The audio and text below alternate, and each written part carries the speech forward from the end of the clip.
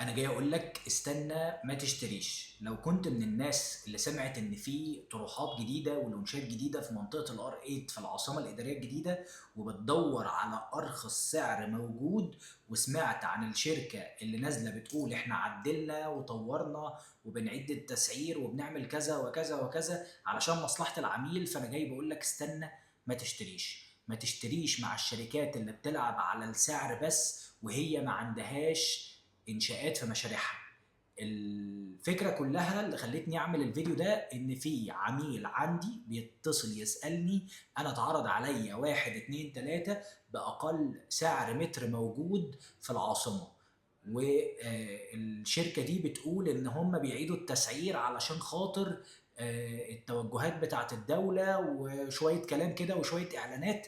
فانا عاجبني، فايه رايك احجز معاهم؟ قلت له استنى ما تشتريش، وبقول لك انت كمان استنى ما تشتريش علشان الشركه اللي بتقول كده. و...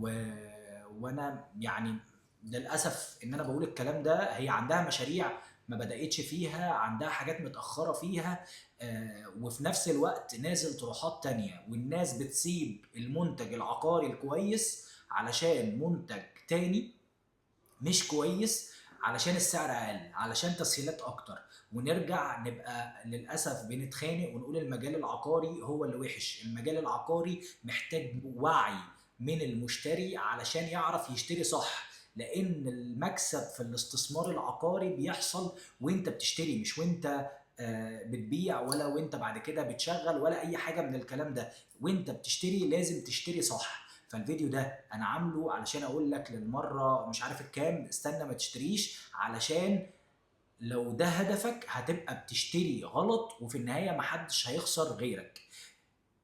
ادفع زياده شويه، 10% زياده، 20% زياده عن السعر اللي انت سمعته، واشتري مع حاجه فعلا مظبوطه، اشتري مع شركه فعلا مضمونه. الطروحات كتير، واما بيبقى في منافسه كتير ده بيبقى في صالح العميل. اختار الشركات اللي عامله قيمه مقابل سعر واشتري معاهم.